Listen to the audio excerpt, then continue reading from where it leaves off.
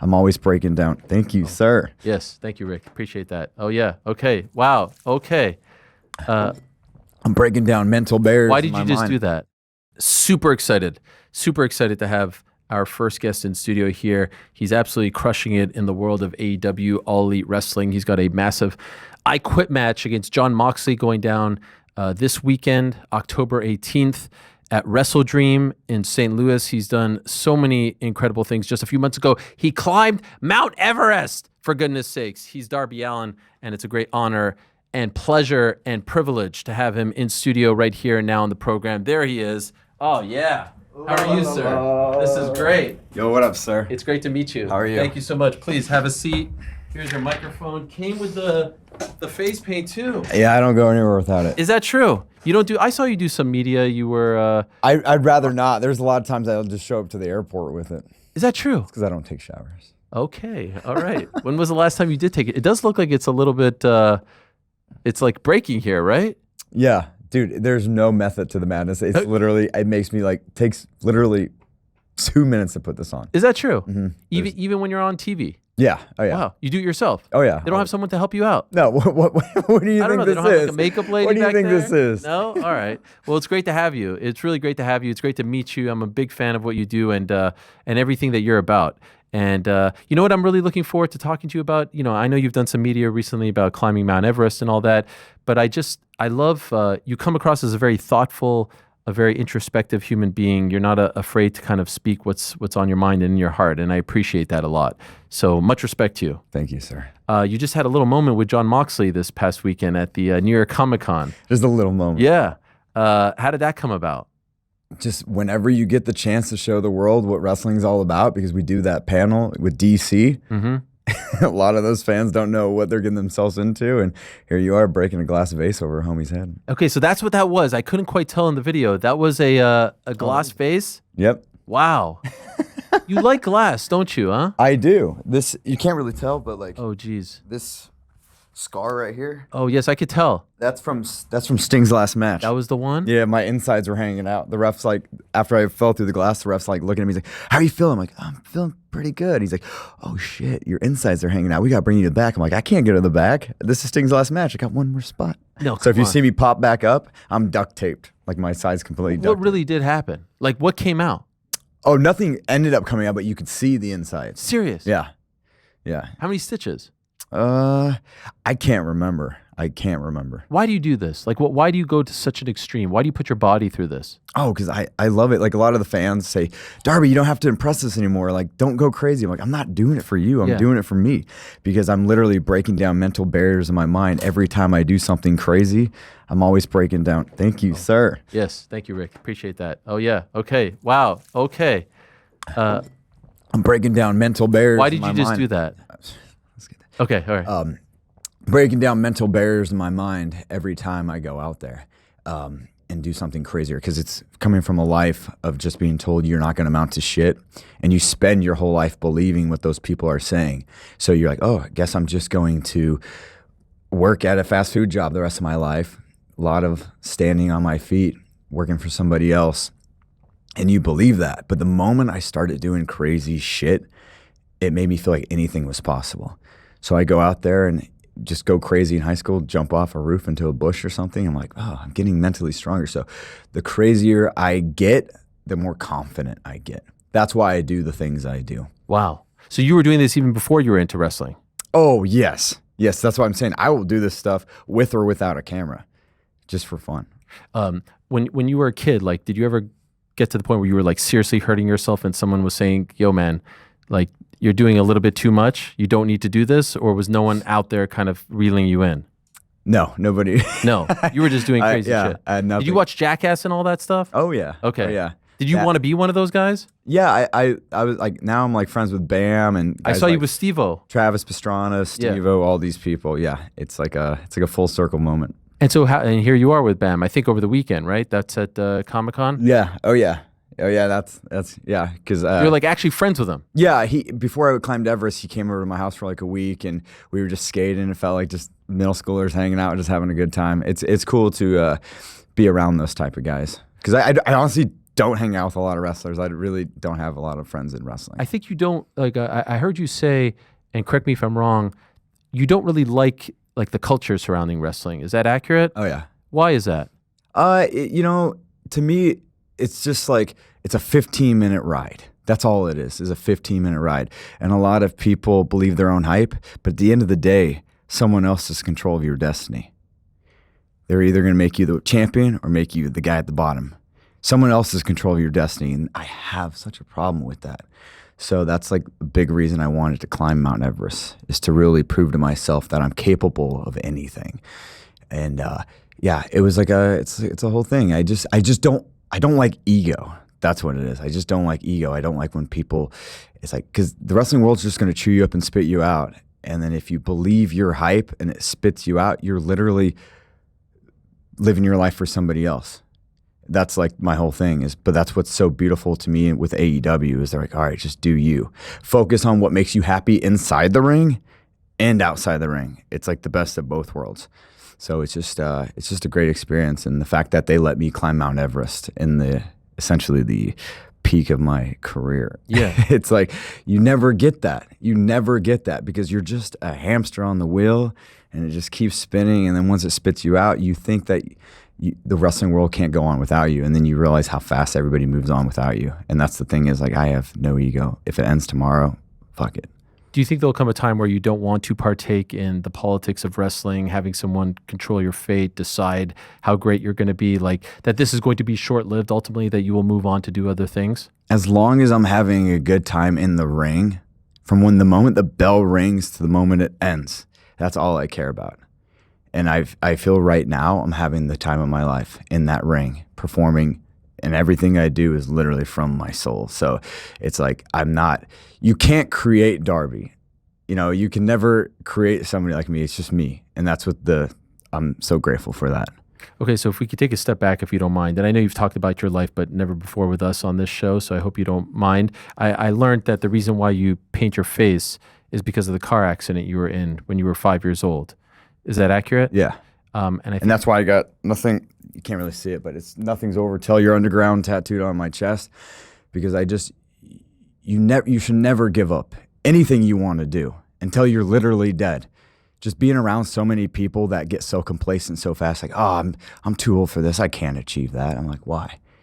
Like, why? I'm just curious, and then people, they listen too much to other people's criticism. And, that's the thing is people always told me, like, you can never really be the face of AEW because you're too psychotic or whatever, liability, you're just going to get yourself killed on Mount Everest. They think climbing Mount Everest was irresponsible of me.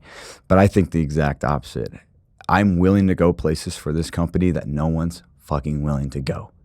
I will go to the summit of Mount Everest with the AEW flag and wave it from the top of the world because I'm so passionate about what this place gives me. Wow. And then who's going to argue with that as the spokesperson for a company? So anybody that says it's stupid, because I'm not doing it Mount Everest for a publicity stunt. It was never about, ooh, Darby's crazy. It was like I was literally on a self journey, and it was the most. When did that idea come to mind? About 2.5 years ago. Yeah, just because I felt like this wrestling world, man. I see people that never want to get out of the spotlight. They're just clinging for that attention and they never want it. They pay attention to me and they're so desperate. It like scares them what life's going to be like when the world forgets about them. And I was like, I never wanted to be that guy. And there's nothing more humbling and grounding than risking your life on Mount Everest. So it literally just made me so centered and just appreciate now. Because that's the thing is, like, you got so much things going on in life. You're like, oh, what? It's like, just focus on now and be grateful to just be here. And that's like the biggest thing. And I really wanted to see who I was going to become on the other side of that mountain. I presume when you decided you wanted to do this, you had to talk to Tony Khan about it? Absolutely. What was his reaction? That's sketchy. And it's going to be a horrible, horrible PR if I die on that mountain. But I explained to him why I wanted to do it. And I explained to him that, like, I literally just want to show the world what this place gives us. Because so much, I feel like in entertainment as a whole, you live your life for so much people except yourself. You're trying to make everyone happy except yourself. In wrestling, there's no off season. So it's literally all year round. You're like, am I good enough? Am I good enough? Is this performance good enough? Am I making this guy happy? It's like, fuck it all. Just worry about yourself. And that's where I'm so grateful for Tony Khan and AEW. They're like, just do you, man. So, yeah. But I think he was super stoked that I survived. As he should be, as I'm sure everyone was. Do you want more water, by the way? No, I'm good. Okay. Can I ask why you did that?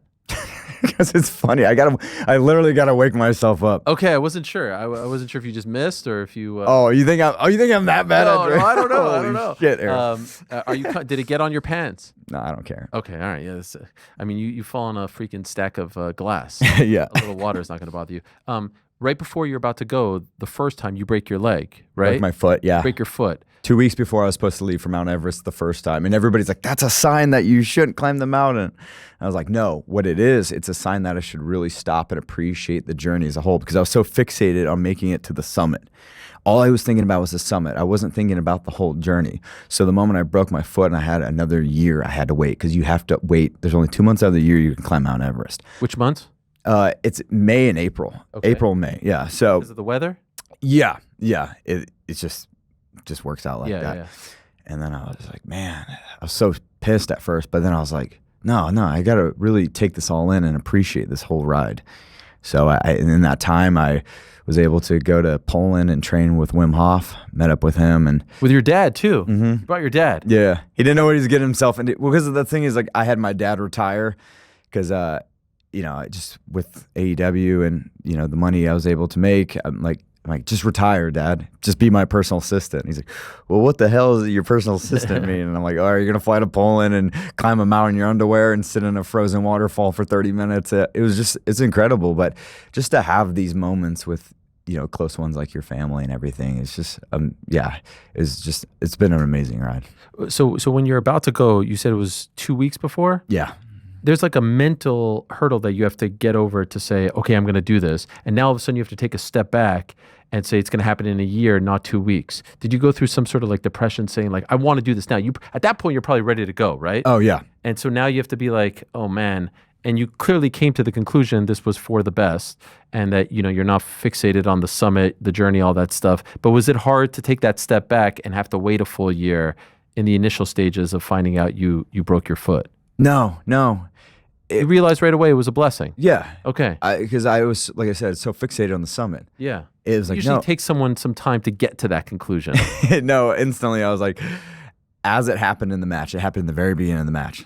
So the whole match, I know my foot's broke. So I'm thinking during the match, I'm like, who do I got to call and say that Everest has to wait? And it was a lot to happen, but it all worked out. And like I said, I think it was all for the best. When you did the training with Wim Hof, you talked about like literally climbing mountains in the Polish winter in your underwear. That's legit. Yeah. Like you're just wearing boxers. Yeah. And the wind's like just smacking you in the face. It's cold. It's no joke.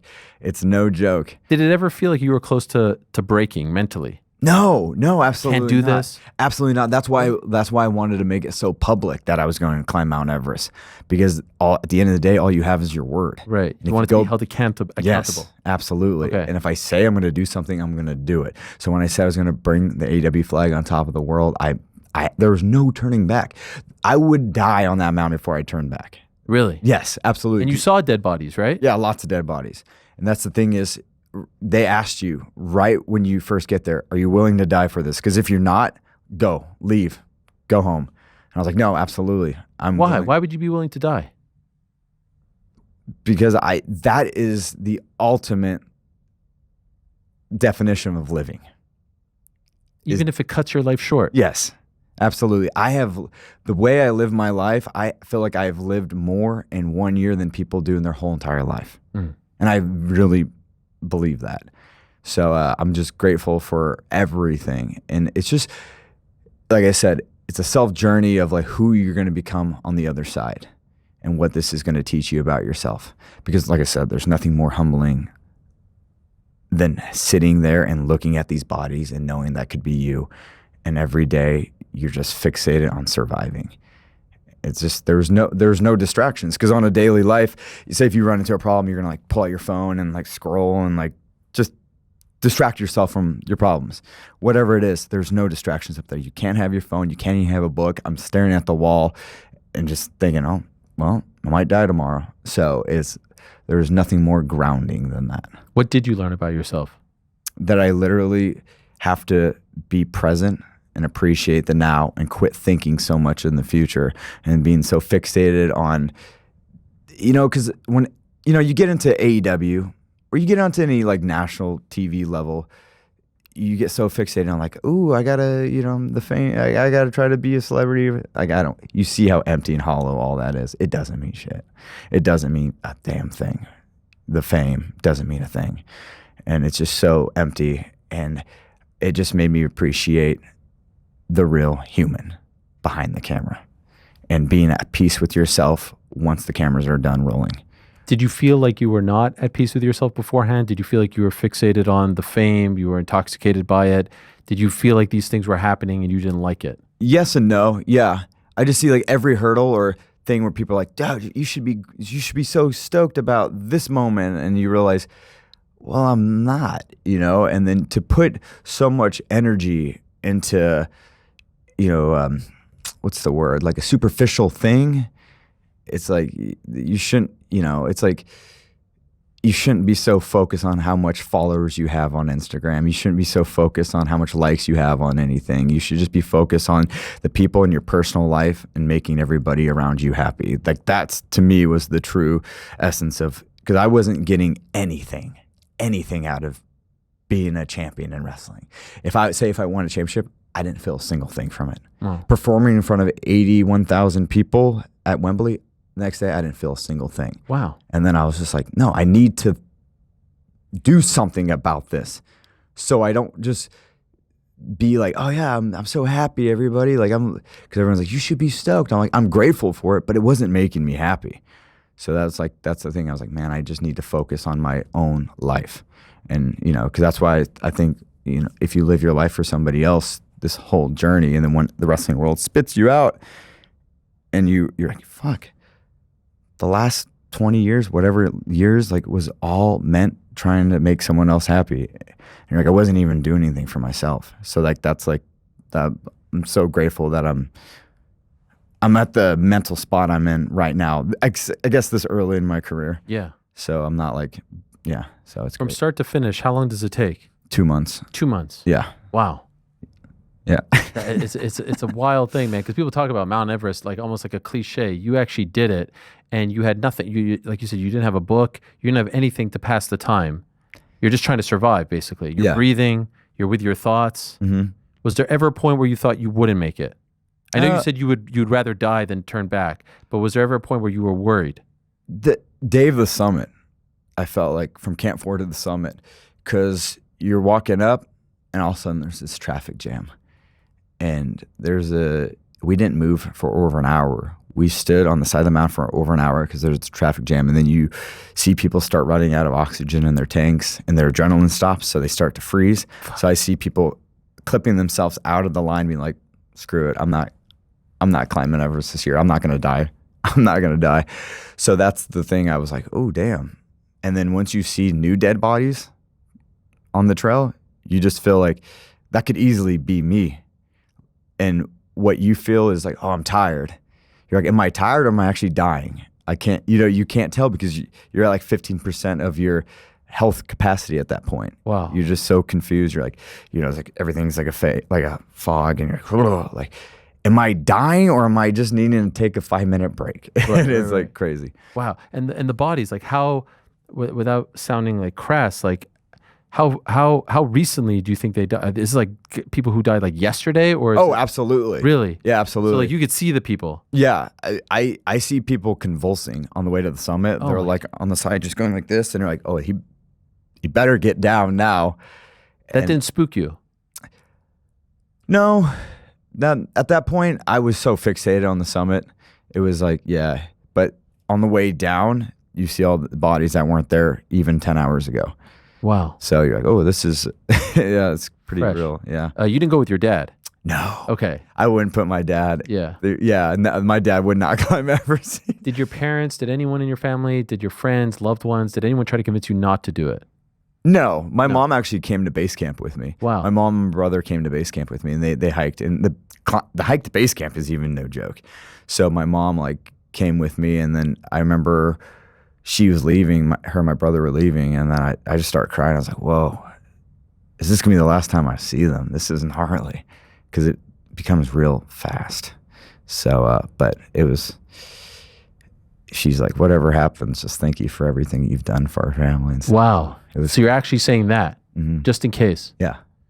Damn. You did the kickflip up there. Yeah. So I heard you say like no space for books or anything like that, but you took a skateboard with you? Yeah, only to Camp 2. Okay, so here you are. So how high is this right here? This is a little over 21,000 feet. So that's still considered camp? Yeah, Camp Okay. 2. Camp 2. So it goes base camp, you go through the ice fall, Camp 1, Camp 2, Camp 3, Camp 4. So Camp 4 is the top? yeah, Camp 4 is right before the summit. Okay. Yeah. Golly. So then So- you just let it go at that point? You just got, No, we just kept it there, and I brought it got it on the way back back? down. Yeah, It was still there? yeah. Okay, wow. Yeah. Wow. And was that something you wanted to do to make it just because Well, you're a big I'm- skateboarding fan? Well, big skateboard fan. Plus, I was climbing Everest for Tony Hawk's charity, the skate park project, because we're going to build a skate park in my town of McDonough, Georgia. Okay. And There's a link in your Instagram bio for this, right? yeah, Yes, yeah, yes. that's like the main link. Yep. The only link right now is just because I wouldn't be here without skateboarding. It taught me so much about myself, and the fact that near me, the nearest skate park to my town is 30 minutes, and no family's gonna drive their kid 30 minutes after work, So I was like, we need a skate park in this town right now. So talked to the city, and they agreed for it, and now Wow. we're in the middle of doing it all. When you say I wouldn't be here without skateboarding, what do you mean by here? Oh, just in wrestling, just general. And, Shaped who you are. oh, absolutely. How so? Just like the discipline. And everybody's like, how can you take this type of beating in wrestling? I think it's from years of falling on concrete with the skateboard. And it just taught you so much because you don't need a coach. You don't need teammates. It's just you and the board. So it's a very independent thing. And then it just taught me just discipline, because I would, even as a skateboarding growing up, I would do some crazy, crazy skateboard stunts. So Did you try to become a pro? yeah, but I was trying to go more of the Evel Knievel route, where it's like, Okay. oh yeah, I'm just this crazy, you know what I mean? Because I was never good enough to become pro, but I wanted to just like find a different like route where I was like, oh, I'm willing to go do things that no other skaters are willing to do. So then I just put that energy into wrestling. And now you're kind of friends with Tony Hawk, right? Yeah. Is that surreal? Yeah, it's cool. He's like, him and guys like Travis Pastrana are the most humble dudes ever. You wouldn't even know if you just met them and you didn't know what they did. You wouldn't Yeah. even expect them to be like these type of, the Michael Jordans of their said sport. So But that's young you could never have even imagined that, right? no, absolutely not. Young me couldn't imagine anything that's happened. Right, It's right. been a trip the whole time. Going back, if I could, that car accident, your uncle was under the influence, Yeah, oh yeah, right? How old are you? You're 5. yeah. But how old are you when you realize what you survived? Do you remember someone explaining to you what you survived? Yeah, Because when you're 5, you probably don't really understand, or do yeah. you? You don't really understand alcohol at that point. Yeah. You don't really understand what it is why they couldn't drive. Right. And you were in the car with him. Yes, Why were you in the car with him? because he was picking me up and we were driving. Okay. He was picking me up because we lived in Seattle and he was up in Tri-Cities area. Wow. So we were just driving. And did he have a seatbelt on? I can't remember. No, I know, but I don't know if Yeah. anyone's ever told you. Yeah. I'm just curious because you're a kid. If he's not putting it on, maybe he's not telling you to put it on. Maybe you don't survive. I don't know. Oh, at that rate, I feel like seatbelts were second nature. Okay. Just for me. Okay. Yeah. Like even to this day, I still have a seatbelt. No, of course. But if someone's under the influence and isn't thinking, who knows? Because you were the only one with him, right? Yeah. Yeah. That's it's just a shocking thing to overcome, to survive. Yeah. I honestly don't know if he had a seatbelt on. Right. I'm thinking about it, but And so do you feel like that kind of like forged who you are as a person? oh yeah, absolutely. Just makes you really, I don't know. It kind of made like to a degree like antisocial in a way where you're just like, you don't trust a lot of people, Okay. you know? But it also made you feel like you were that close to dying. So what's the, you know, like what's really going to scare you at that rate? But it's like that mixed with, I don't know. It's just like being told that you're never going to amount to anything. And then you just start, like I said, believing everybody. And you're like, yeah, I guess my whole life's just doomed, even, but we're not even out of high school here. Yeah, I don't know. People told you that when you were in high school. Why? I don't know. Did you give off that vibe as someone who didn't have dreams or aspirations? Well, when I graduated high school, I was 119 pounds. Wow. And I told everybody that I wanted to do this pro wrestling. And everybody was like, get real, dude. Like, there's no way. Like, even my dad said that. He's like, there's no way. So I was like, all right, I guess so. And then they're like, literally, not my dad, but other people, like the principal of the high school and everything. He's like, someone like you is literally going to be working fast food your whole life. Wow. So you're like, you hear these older people say it and you just start to believe it. You're like, huh, I guess so. That's why, like, with anything, any message that I have for anybody who's younger, watching, you know, AEW or myself, any interviews, whatever, I'm like, literally, don't stop believing in yourself. And I know it sounds cliche, but fuck, it's the truth. You can't listen to anybody. So I just want to make anybody feel like anything's possible. So that's like my whole goal with anything is I became the hero I was looking for growing up. So, and that's like the best thing. When does wrestling get on your radar? When do you start to get? I've been a fan forever. Since you were a little kid. Oh yeah. Okay. Forever. Who are the guys that you looked up to? Like, who were your favorites? Honestly, I feel like I don't remember life before wrestling. It's just always been there. And I would say it was guys like Sting, McFoley, Jeff Hardy, all these type of guys that, and I remember just being in love with it my whole life, but I never had the confidence to actually do it. So and I was going to film school and then I dropped out of film school and then I started doing the pro wrestling because I went to an independent show in Arizona and it was so bad. It was so bad. I was like, all right, if people are paying to watch these guys, maybe I have a chance. Wow. So that kind of gave me enough confidence to go and try this thing.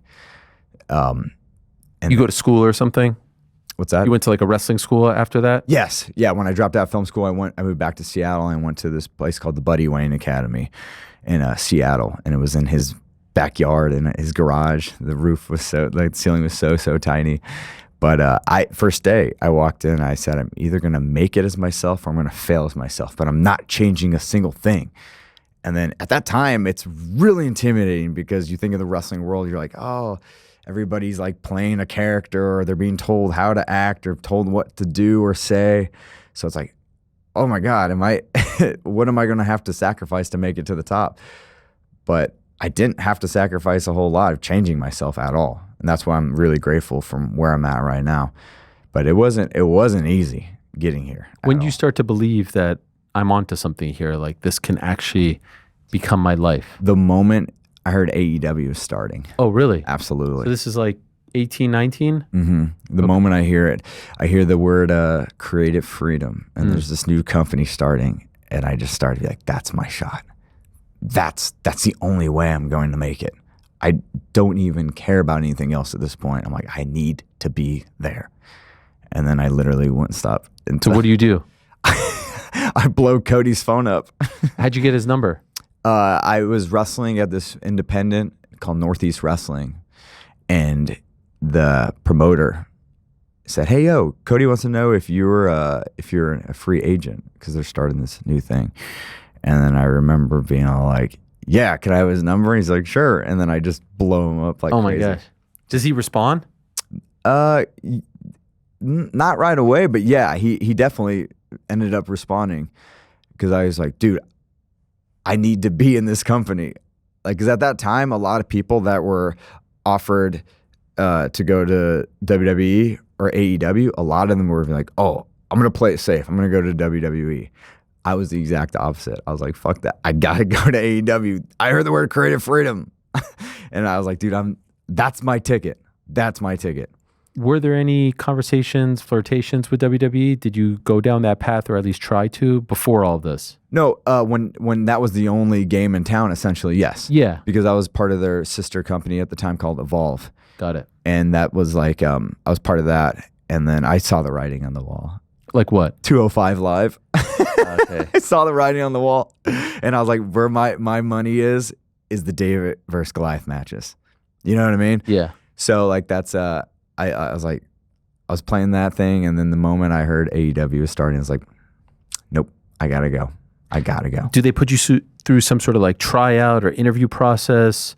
Do you meet with Tony? How do they go from like, okay, you're interested to we want you, we're going to sign you? I think he's just seen my work, my body of work on the independents at that rate. It was pretty easy. It was like a really mellow process. Okay. Once we got the ball actually rolling, it was pretty like mellow. And then I had a match with John Moxley at Northeast Wrestling, which is that same independent that Cody first saw me at. But I had this match with John Moxley. It was his first U.S. indie match since leaving WWE. And then at that rate, like Tony saw that match and was like, I get it. I get what this kid brings to the table. Wow. So, and he's put you in some massive spots. yeah. I mean, like you were Punk's first opponent, Sting's last match. You tagged with Sting. Like I feel like they always put you continuously in these big spots. Do you ever have moments where you're like, why me? How did I end up here? Am I worthy of this? No, not anymore. Because I have. Beginning, did you have that? You're with legends in there. No, surprisingly not. I just was just like, all right, man, this is a business. I gotta literally just put my head down and knock it out of the park any chance I get. And I felt like I had a lot of confidence at that point that I was willing to go places no one's willing to go for this place. So I felt like in that rate, like, because honestly, if you're willing to die for a place, there's not a lot that's going to intimidate me at that point. How would you describe the vibe around the company right now? Because it feels to me like there's a lot of positivity. It's amazing. Okay. I'm not just saying that. Yeah. Like, but like say like a few years ago, it was like you definitely felt like just this tension.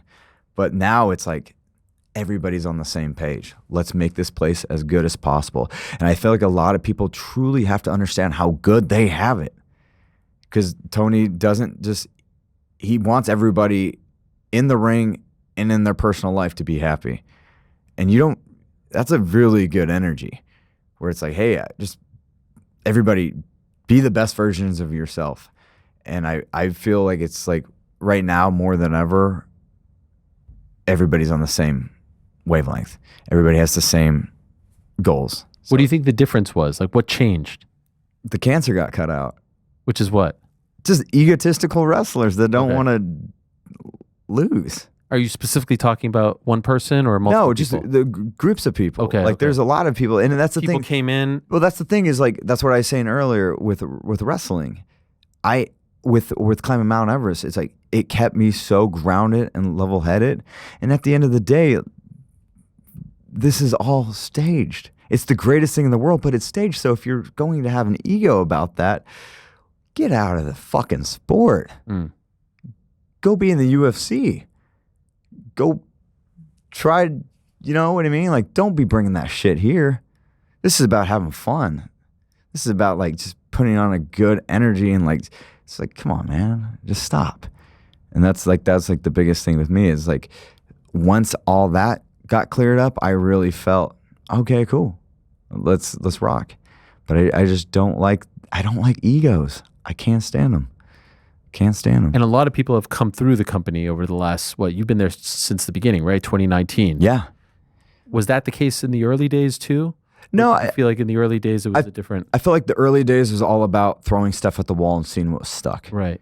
You know, because this is a new company and half the people that was on the roster were never on national TV. Right. So we're like, what works on the indies, is it going to work on national TV? We'll find out. Yeah. So it was a lot of just throwing stuff at the wall and seeing what stuck. So, you know, and the fact that we were able essentially in 6 years to do what we do as a company is incredible. I think people really don't stop and think, oh my God, 81,000 plus people at Wembley? Like, that's no joke. Yeah. That is no joke. Biggest crowd for a wrestling event. Right? Yes. Yeah. Think about that. Yeah. 6 years in. It's insane. And that's like, and I feel, I don't know. I'm just really happy to be a part of this ride. When you talk about the cancer, can I ask specifically who you're talking about? No. No? I mean, I could ask, but It's you can't. it's pretty obvious. It's just who has the egos? I don't know. I've never been back there. No, like who literally has the egos? Who doesn't want to do what's best for this company? It's about doing what's best for the company. It's pretty obvious. Well, I mean, the name that comes to mind is Punk. No, he was. But I know you're friends with him, right? Yeah. You're straight edge like him. So I actually don't know. I mean, no, the whole Punk thing was just his own thing. It wasn't about wanting to win or lose. Yeah. That's the thing. And honestly, I feel like at the end of the day, some people work better in WWE. Some people work better in AEW. Some people work better in TNA. Some people work better in MLW, New Japan. But that's the beauty of it. I'm not one of these guys that I gotta be like, there's one game in town, blah, blah, blah. Like, I don't care. I do not care. I just care what's best for AEW as a whole. And right now, the energy that we have is what's best for this place. And that's what the best part about it is right now. Because of course you're going to have those growing pains and you're going to have those stresses, and like people are going to come in the company and think what's best for business is what's best for them. But that's so not the case. I'm a guy who's willing to go out there and do anything that this place needs me to do. I'm willing to lose to whoever. I do not care. I just want to have a good time because we are so grateful and like just to be doing this for a living. That never ceases to amaze me that I'm in the spot I'm in. You love what you do. Enjoy this. Absolutely. There's never a point where you're like, man, I'm tired. I don't want to be on camera. No. Leave me alone. No.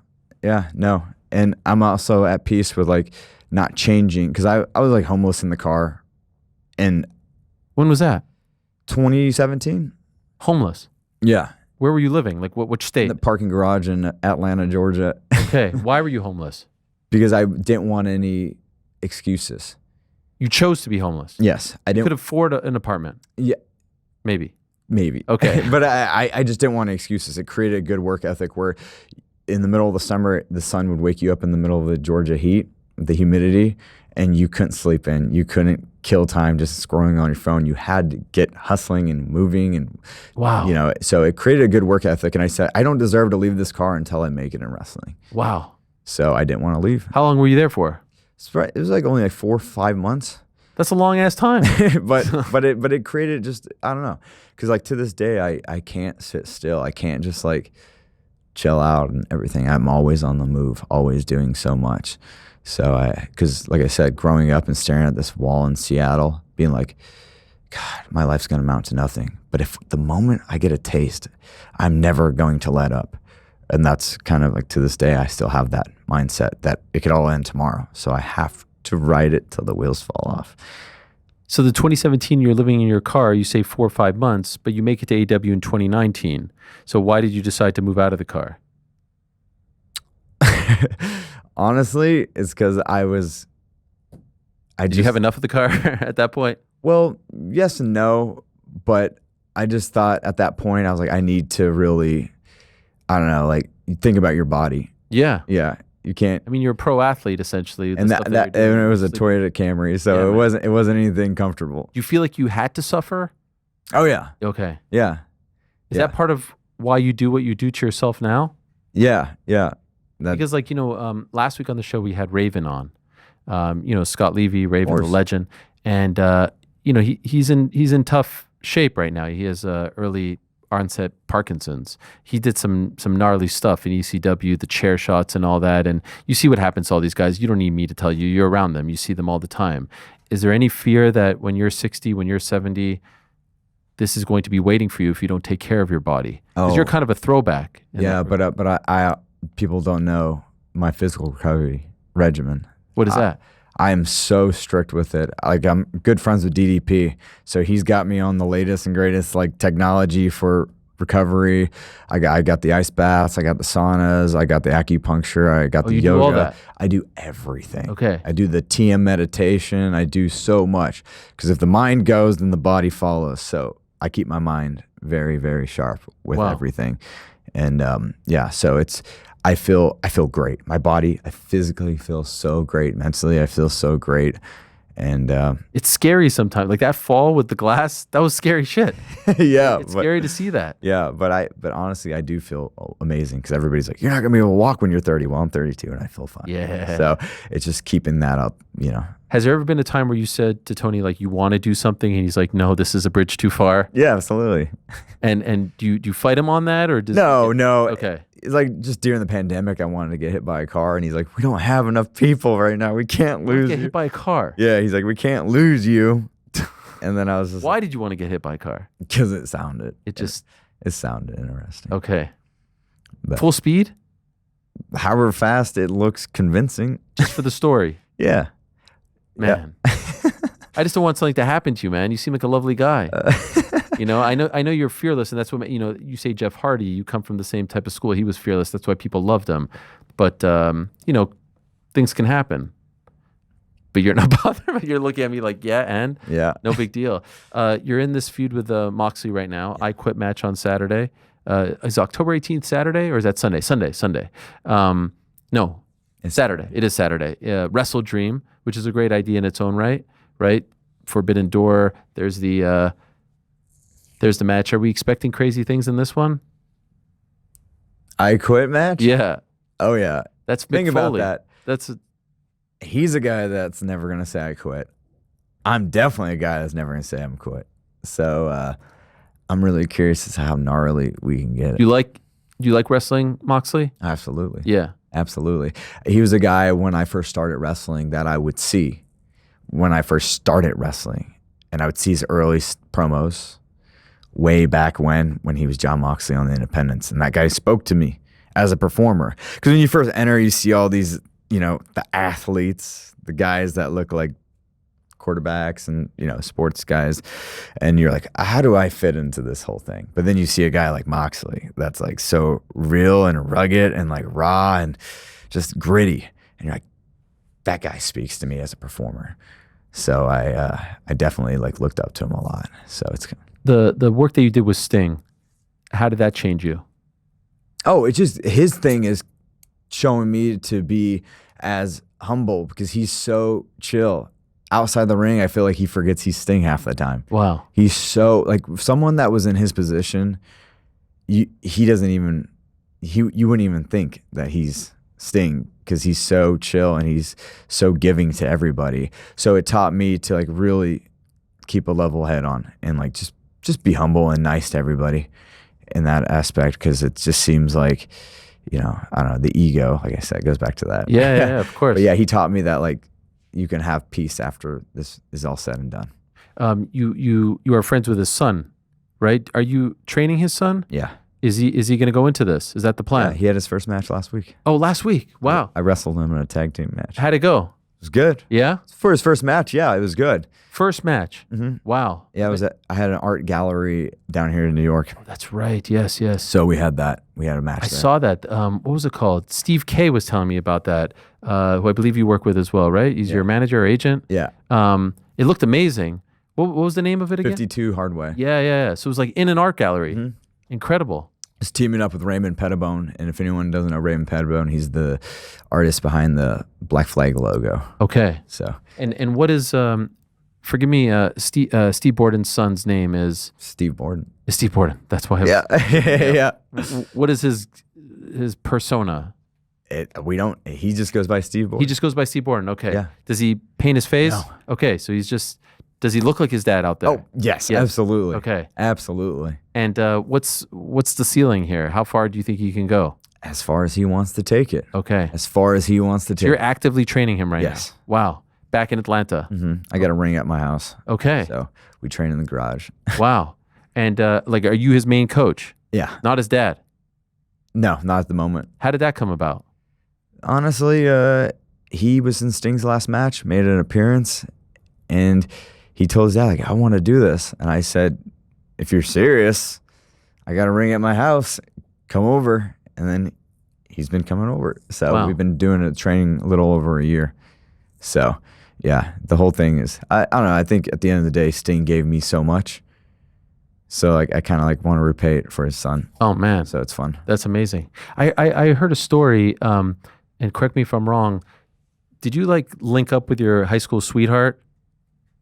Is that your Yeah. partner now, your girlfriend? Yeah. Like you used to see this girl on the bus. Well, she wrote. I'll tell you the story. Okay, yeah.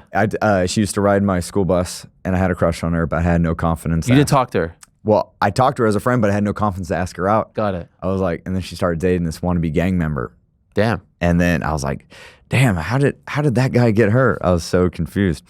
And then they were walking on a trail one day in Washington, and then they ran into another wannabe gang member, and then her boyfriend started talking crap to that guy, and the guy pulled out a gun, and then he put her behind him, and then he's like, you're gonna talk, you're gonna disrespect me in front of my girl like that? The other wannabe gang member guy shot him, went through his neck and into her head. No way. Yeah. So Holy crap. yeah. She survived? what? She survived. I'm dating her. Okay, I didn't know how recently that was. I mean, okay. I'm not dating her. No, I don't. That's just a hard thing to process. Yeah. No, they both survived. It But went into her head and she survived. yes. Jeez Louise. So I thought, I was like, oh, my high school crush How is long ago was dead. that? This was in high school. So this was Oh, like this is in high school. 2010. Okay. Yeah. Okay. Yeah. Sorry. So I literally was like, oh, my high school crush just got murdered. And You then- found out about it. yeah. Okay, Because she at the just time. wasn't on the bus on Monday. Oh my dear. Yeah, it was Okay. pretty gnarly. And then fast forward all these years later, she sees a video of me jumping off this waterfall, and she's like, oh, it's so cool. You're doing the same stuff from high school. And I was like, yeah. And then I was like, one thing led to another, and here I am proposing to her on top of Mount Everest. I made a video, proposed her on top of the summit of Mount Everest. That's So right. It was a cool moment. Did you get married yet? No, I'm gonna get married in June. Okay. So you like sent in the proposal, right? Yeah. And because she wasn't there with you. Yeah, no, she definitely wasn't. No. So when you're recording it, how long after until she sees it? Oh, when I fly back. When you fly back? Yeah, Okay. I So fly you have to back. sit on that Yeah. for a while. Yeah, well, I was like, I can't send it to her until I'm actually survived this mountain. So Is there any sort of like health complications as a result of getting shot, or is she totally okay? she's good. That's amazing. Yeah. Man. It's and did the crazy. guy who got shot in front of her survive too? Yeah. And he's okay, Yeah, to the best of your knowledge? yeah, Wow. Jeez Louise. yeah. It was. Talk about like some near-death experiences in your life. Well, that's what made her want to become an ICU nurse. So Okay. she's an ICU nurse now. Wow. So it's like How does she feel about your shenanigans? yes, for lack of a better word? She's cool. She's cool with it, but she's definitely like, you gotta be careful. I was Yes. like, I can't make any promises. Wow. So So she tries, she tries, but doesn't really work. yeah, no, not at all. And you were once married, right? Yeah. Why is this the right moment for you? Why is she the right one?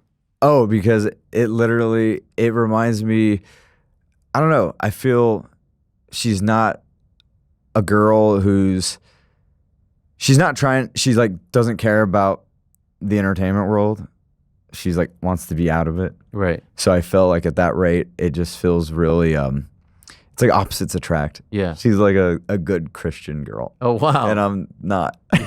Yes. So it's like opposites attract at that rate, because like it's just she's such a caring person, and it's like and it just reminds me of, like, because sometimes when you're on this ride, people are only talking to you because you're who you portray on TV. Yeah. So the fact that like I knew her from forever ago is Right. like, it's like a fun. It just feels good, and that we can literally travel all around the world, and she's down for anything.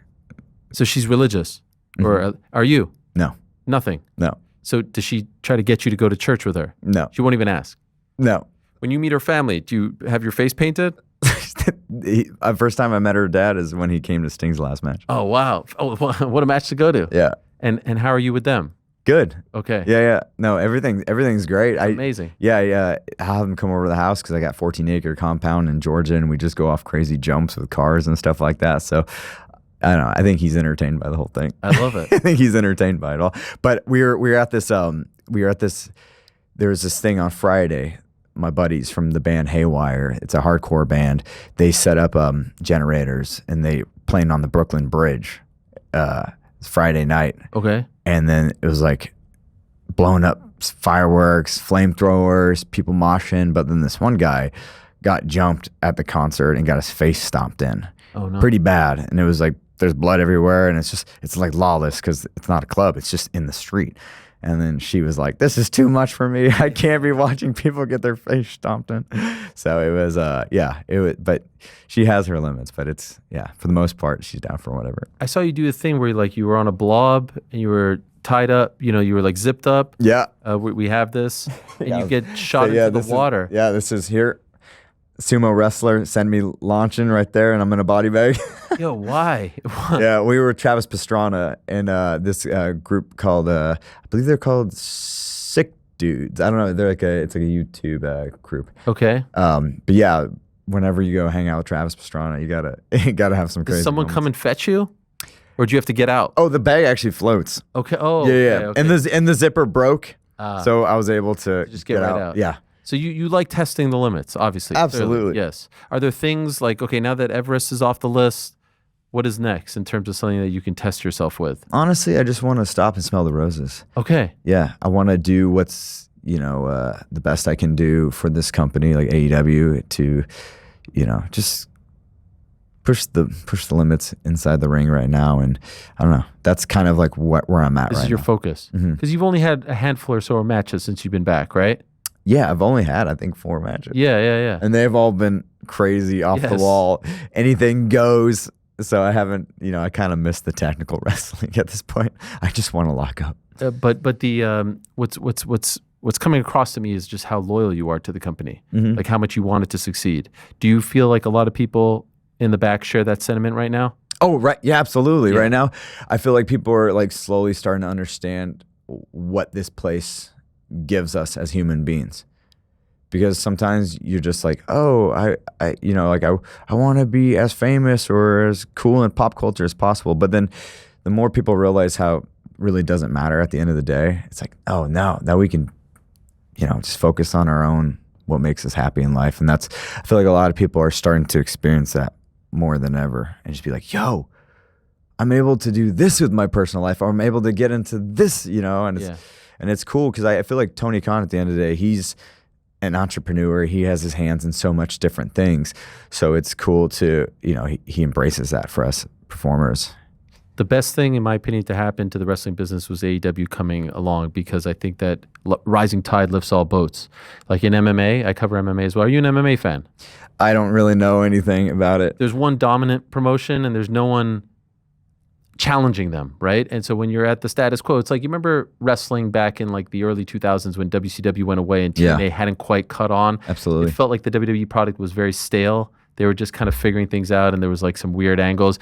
And then all of a sudden, I feel like ever since AEW came, you have that. And I think the WWE product got better, so it's better for all. But then you see people, especially online, fighting the tribalism, as people talk about. MJF talks about it a lot.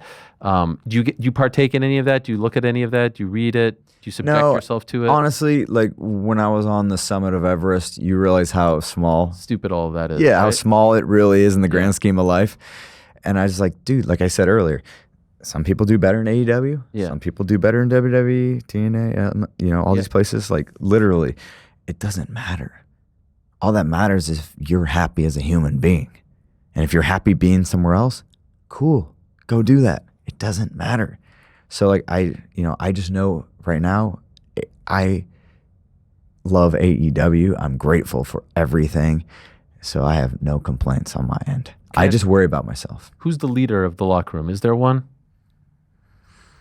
I don't know. I think it's just anybody that pretty much like leads by example. And it sounds kind of strange, but I think Moxley is that guy. I believe that. I think Moxley is that guy. He's a dude, when everybody was like, can someone else become world champion? This guy is at every show. He's there when it starts. He's there when it closes. He's got no ego. That's why I see myself in him a lot still. And it just, you got to lead by example. And he literally will do anything. He's there all the time. So it's great. But unfortunately, I got to make that guy. You got to beat his ass. Do you think you're misunderstood? No, not at all. Yeah. I wouldn't. I don't think so. Okay. So like when people see the way you look, you'll go on the plane like this? Yeah, with a little less face paint. I'll just kind of start Sure. Yeah. But you don't think people like judge you in a certain, like, Oh, I don't care if they do. You don't care. Yeah, it don't bother me. It does not bother me. Amazing. Yeah. What a fascinating guy you are. You're very complex with a lot of layers. How many tattoos you have all over your body? I don't know. No. Are you done? No. You're not done. No. Just no more on the face. Right. Yeah. Why is that? I don't know. You're just done with that. Yeah. Like it seems like it hurts like around here. No. No, surprisingly not. The fingertips were like the worst. Like right here by the nail. That Okay. was the absolute. What happened to your fingers? I don't know. I just literally taped it up while we were talking. Oh wow. Okay. Nothing. Just right now? You got tape in your hand this whole time? Yeah. Why is that? I don't know. I thought maybe you sprained your finger. No. Yeah, no, I don't. There's nothing wrong with it. Okay, all right. I'm just sitting here taping And my no finger. drugs, no alcohol, no nothing. No, not even pain pills. Not even pain pills, man. Not aspirin, etc. Nothing. Really? Mm-hmm. You're sick? Not even a Tylenol? No. Headache? No. Wow. Yeah. For how long? It's been a long time now. Wow. It's been a long time now. Was there ever a time where you were heavy into that? Not heavy, no, not Like, heavy, just like- but like high school, you'd be like, I'll try to drink or smoke Sure. weed, but it never got past weed. And any particular reason why you stopped? I think a lot of it was just people, using that as an excuse to why they didn't get to where they wanted in life. Okay. I would have been this if it wasn't for the beer, or I would have done this if it wasn't for the weed. And I was like, I don't want anything, like nothing to blame. At the end of the day, if I fail, it's my fault. Yeah. You know what I mean? So like that's like the big thing. I was like, I didn't want any excuses to why I didn't get to where I needed in life. So Congrats on all your success. Yes, Congrats sir. on Everest. Congrats on everything. AEW Wrestle Dream this Saturday. You versus Moxley. Main event? dude, I have no idea. Okay. I would love to think so, Yeah. but who knows? They don't tell you. Not right now. Okay. No. But I would love to because I want to tear the ring apart. Oh, I just want to go crazy. That's right. I'm gonna rip it apart. Dynamite on Wednesdays. You'll be there? I should. Yeah. Where is it? Kansas City. So you're leaving here today? Okay. Good luck to you. Really great to have you. Oh, there we go. Special face-to-face. Yeah. So I hope you're going to be there. It would not be as good. Look at that.